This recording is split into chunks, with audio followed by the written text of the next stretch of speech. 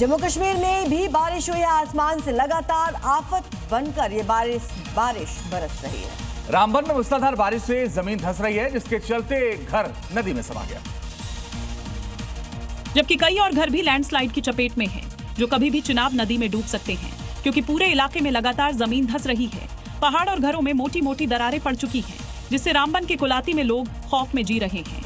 वहीं जमीन धंसने और घरों में दरारें आने के बाद प्रशासन अलर्ट मोड पर है। 3 परिवारों को एहतियातन सुरक्षित स्थान पर पहुंचाया है। साथ ही एसडीआरएफ की टीम को इलाके में तैनात किया गया है, ताकि आपदा के वक्त लोगों की तुरंत मदद मिल सके, क्योंकि लगातार बारिश से चिनाब नदी का जलस्तर बढ़ रहा है, जिससे आसपास के इलाकों में लैंडस्लाइड का भी खतरा बना हुआ है। Hotel Management with AI. Join IIHM, International Institute of Hotel Management.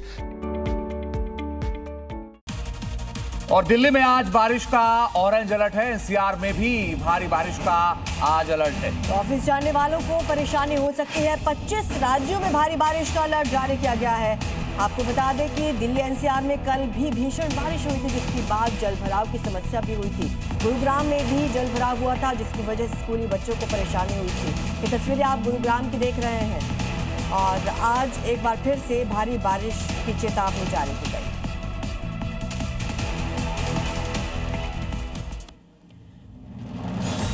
उधर जम्मू कश्मीर के डोडा में चिनाब नदी उफान पर है, जिसके चलते एक नाव अचानक तेज बहाव में बह गई और शख्स सैलाब में फंस गया।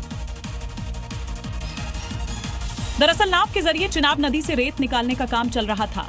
इस दौरान अचानक नाव पानी के तेज धार में बह गई और इसके साथ एक शख्स भी बह गया। और देखते ही देखते नाव और शख्स करीब 5 किलोमीटर दूर तक बह गए और नाव के साथ शख्स भी डूबने लगा। तुरंत इसकी जानकारी प्रशासन को दी गई, जिसके बाद एसडीआरएफ की टीम मौके पर पहुंची और बचाव अभियान शुरू किया।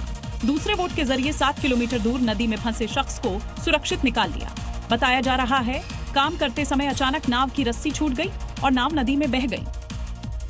उधर बिहार के मुंगेर में भी गंगा नदी का रौद्र रूप देखने को मिल रहा है। नदी डेंजर लेवल के करीब पहुंच चुकी है, जिसके चलते पूरे इलाके में बाढ़ का खतरा बढ़ गया है। क्योंकि नदी का जलस्तर बढ़ने से आसपास और निचले इलाकों में बाढ़ का पानी फैलना शुरू हो चुका है। अब तक लगभग आधा दर्जन गांव पानी से घिर चुके हैं, जिससे करीब 200 लोग प्रभावित हुए हैं। सबसे बुरा हाल कृष्णानगर गांव का है, जहां चारों तरफ पानी भर चुका है।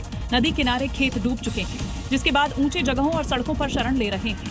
बाढ़ के खतरे को लेकर सरकार और जिला प्रशासन भी एक्टिव हो गया है। सभी अधिकारियों की छुट्टियां कैंसिल कर दी गई है। एसडीआरएफ की टीम को अलर्ट मोड पर रखा है। डीएम ने सभी एसडीओ, बीडीओ, सीओ और थानाध्यक्ष को अपने अपने क्षेत्रों में निगरानी रखने और नियमित रिपोर्ट भेजने के निर्देश दिए हैं। इधर उत्तर प्रदेश में भी बारिश और बाढ़ का कहर जारी है। कहीं गलियां सैलाब में डूब रही हैं, तो कहीं आसमानी आफत से बड़े बड़े पेड़ धराशायी हो रहे हैं। तस्वीर एटा के जीटी रोड की है, जहां पर बारिश की वजह से तेज आवाज के साथ पेड़ सड़क पर गिर गया, जिससे इलाके में हड़कंप मच गया। हालांकि गनीमत ये रही कि पेड़ की चपेट में कोई वाहन और राहगीर नहीं आया, जिससे बड़ा हादसा टल गया। मगर पेड़ गिरने से जीटी रोड को बंद करना पड़ा, जिससे घंटों मार्ग बाधित रहा। यातायात पुलिस ने रूट डायवर्जन कर वाहनों को रॉन्ग साइड से निकाला गया।